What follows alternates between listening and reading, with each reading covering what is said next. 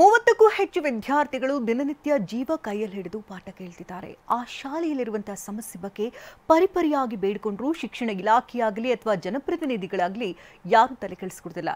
ಪ್ರಾಣ ಭಯದಲ್ಲೇ ವಿದ್ಯಾರ್ಥಿಗಳು ವ್ಯಾಸಂಗ ಮಾಡ್ತಿದ್ದಾರೆ.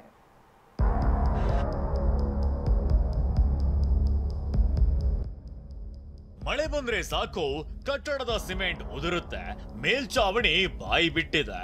ಈಗ್ಲೋ ಆಗ್ಲೋ ಬೀಳುವಂತಿರೋ ಕಟ್ಟಡ, ಭಯದಲ್ಲಿ ಪಾಠ ಕೇಳ್ತಿರೋ ಮಕ್ಕಳು. ಈ ಘೋರ ದೃಶ್ಯ ಕಂಡಿದ್ದು ಸರ್ಕಾರಿ ಶಾಲೆಯಲ್ಲಿ.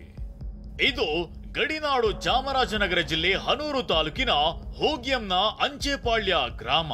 ಇಲ್ಲಿ ಸಾವಿರಾರು ಬಡ ವಿದ್ಯಾರ್ಥಿಗಳು ಕಲಿತು ಉತ್ತಮ ಭವಿಷ್ಯ ರೂಪಿಸಿಕೊಂಡಿದ್ದಾರೆ. ಆದ್ರೀಗ ಇದೇ ಶಾಲೆಯ ಸ್ಥಿತಿ ಅಧ್ವಾನಗೊಂಡಿದೆ. ಈಗ್ಲೂ ಆಗ್ಲೋ ಬೀಳೋ ಕಟ್ಟಡದ ಕೆಳಗೆ 30ಕ್ಕೂ ಹೆಚ್ಚು ವಿದ್ಯಾರ್ಥಿಗಳು ದಿನನಿತ್ಯ ಜೀವ ಕೈಯಲ್ಲಿ ಹಿಡಿದು ಪಾಠ ಕೇಳ್ತಿದ್ದಾರೆ.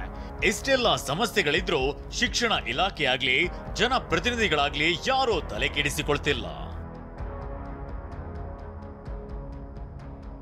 ಇದರಿಂದ ರೊಚ್ಚಿಗೆದ್ದ ವಿದ್ಯಾರ್ಥಿಗಳು ಸಿಎಂ ಸಿದ್ದರಾಮಯ್ಯಗೆ ಮನವಿ ಮಾಡಿದ್ದಾರೆ. ಸಿಎಂ ಸಾಹೇಬ್ರೆ, ಪ್ಲೀಸ್ ನಮ್ಗೆ ಸಹಾಯ ಮಾಡಿ, ನಮ್ಮ ಸಮಸ್ಯೆ ಬಗೆಹರಿಸಿ, ನಮ್ಮ ಶಾಲೆ ಉಳಿಸಿಕೊಡಿ ಅಂತ ವಿಡಿಯೋ ಮಾಡಿ ಹರಿಬಿಟ್ಟಿದ್ದು ಈಗ ಈ ವಿಡಿಯೋ ಸೋಷಿಯಲ್ ಮೀಡಿಯಾದಲ್ಲಿ ಹಲ್ಚಲ್ ಸೃಷ್ಟಿಸಿದೆ.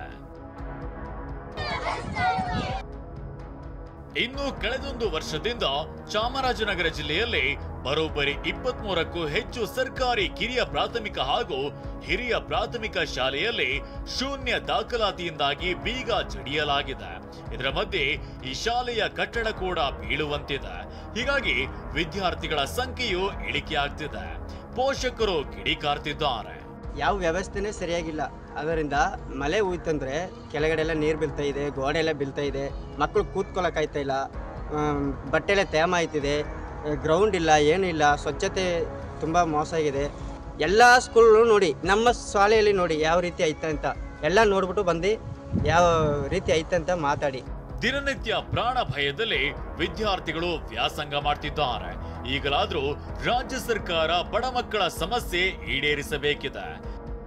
ಸೂರಜ್ ಪ್ರಸಾದ್, ಟಿವಿ9 ಚಾಮರಾಜನಗರ.